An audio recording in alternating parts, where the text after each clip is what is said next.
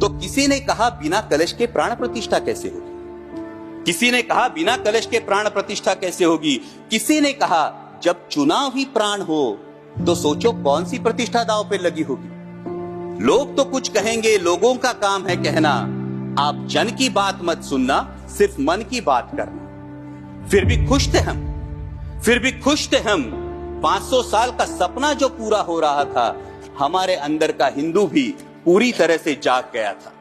तो चल पड़े अयोध्या की ओर राम लल्ला की दर्शन की आस लगाए, चल पड़े अयोध्या की ओर राम लल्ला के दर्शन की आस लगाए। जो सामने नजारा देखा वो देखकर दंग रह गए। वो 3 मंजिलें, 400 खंबे, 32 सीढ़ियां, जय श्री राम का नारा लगाते हुए हम सीढ़ियां चढ़ने लगे। राम लल्ला से क्या गुहार लगाए ये सोचने लगे।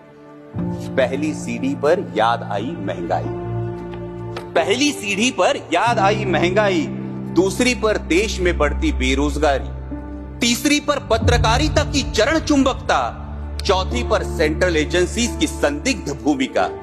हर सीढ़ी पर कुछ न कुछ याद आ रहा था, हर सीढ़ी पर कुछ न कुछ याद आ रहा था।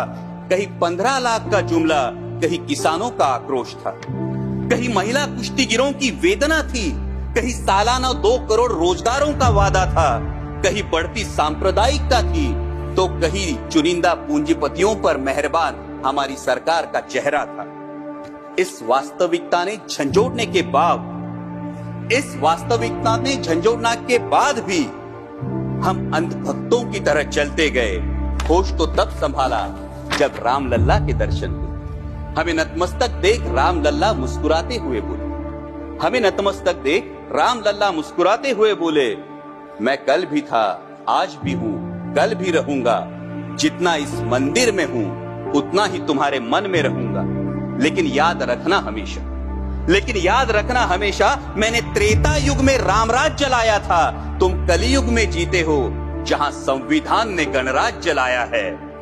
धर्म समाज का किनारा जरूर है, धर्म समाज का किनारा जरूर है, लेकिन देश एक बहती धारा है। किनारे को धारा के बीच में लाया तो प्रवाह अड़ जाता है, प्रगति के पथ से हट जाता है।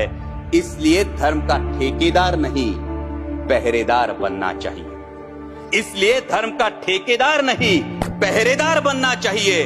तुम रहो न रहो, वो रहे न रहे, ये देश रहना चाहिए, देश का संविधान रहना चाहिए, देश का लोकतंत्र रहना चाहिए, ये देश रहना चाहिए।